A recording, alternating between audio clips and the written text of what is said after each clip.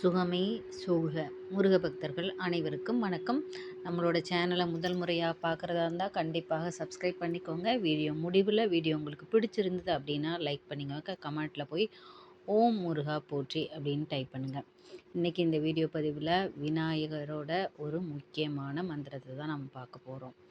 இந்த மந்திரத்தை நம்ம தொடர்ந்து பாராயணம் செய்வதால் என்ன பலன் கிடைக்கும் அப்படின்னா, நீண்ட நாளாக நமக்கு ஏதாவது ஒரு காரியத்தில் தடை இருந்தது அப்படின்னா கண்டிப்பாக இந்த மந்திரத்தை நம்ம தொடர்ந்து 9 நாட்கள் 9 முறை நம்ம பாராயணம் செய்ய வேண்டும்.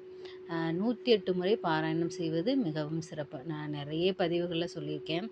எந்த ஒரு மந்திரத்தையுமே நம்ம 108 முறை சொல்லும்போது அதற்கு இன்னும் சக்தி அதிகமாக இருக்கும்.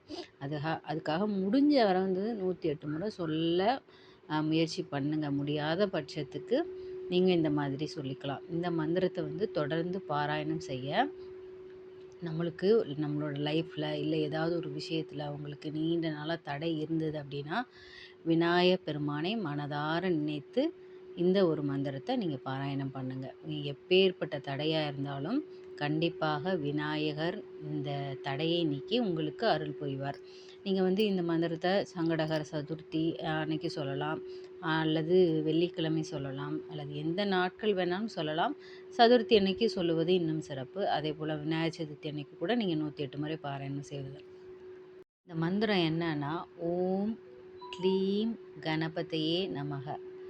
ஓகே, இந்த மந்திரத்தை நீங்கள் ஸ்க்ரீன்ஷாட் எடுத்து வச்சுக்கோங்க. தொடர்ந்து சொல்லுங்கள். இந்த வீடியோ உங்களுக்கு பிடிச்சிருந்தது அப்படின்னா கண்டிப்பாக லைக் பண்ணுங்கள், கமெண்ட் பண்ணுங்கள்.